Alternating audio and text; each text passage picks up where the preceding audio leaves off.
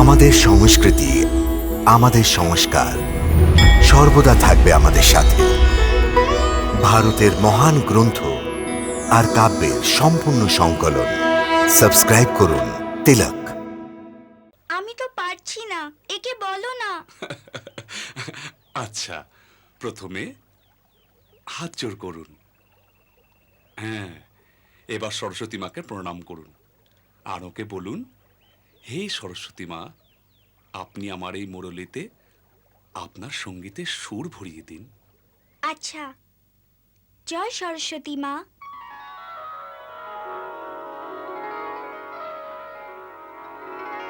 আজ্ঞা প্রভু। হে সরস্বতী মা, আপনি আমার বাঁশির মধ্যে সঙ্গীতের সুর ভরে দিন। যথা আজ্ঞা প্রভু।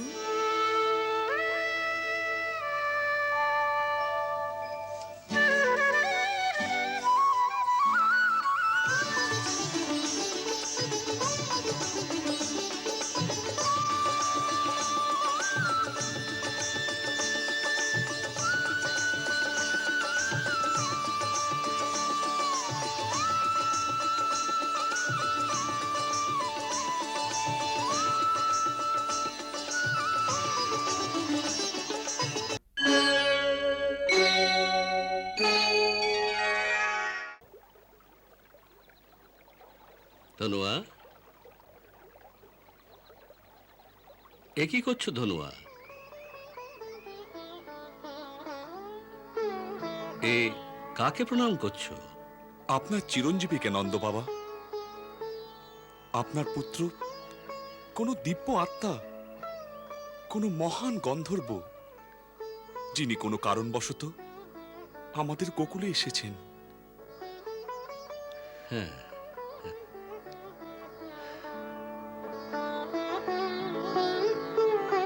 গন্ধর্ব, এ কি বলছো? হ্যাঁ নন্দ বাবা, যখন আমরা মুরলি বাজাই তখন তার সুর আমাদের স্থূল শরীরকে রোমাঞ্চিত করে দেয়।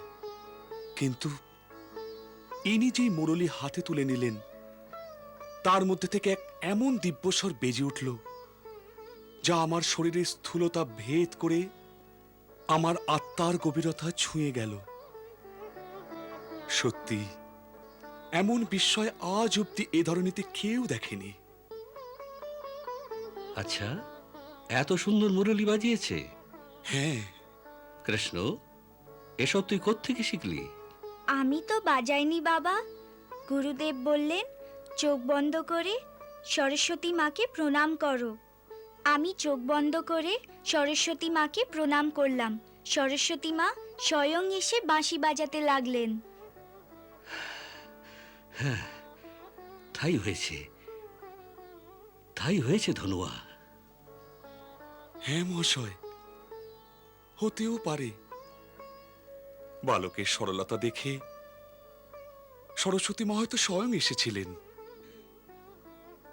দেখবেন একদিন এই বালকের মুরলীর সুর এই ধরনের বাতাবরণে এমন এক দিব্য ধ্বনিতে মুগ্ধ করে দেবে, যা শুনে পশু, পক্ষী, মানব তথা সমস্ত জড়চেতন প্রাণী মোহিত হয়ে যাবে।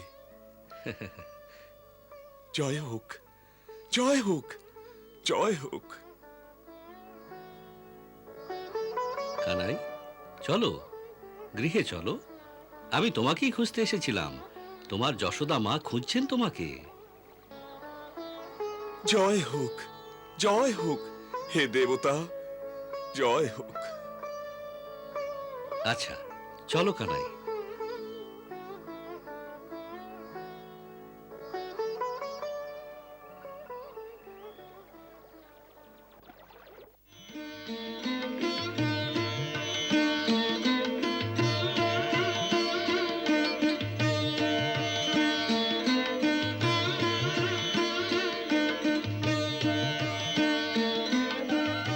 আরে হ্যাঁ, শুনেছো তুমি তোমার কানাইয়ের নতুন কীর্তি?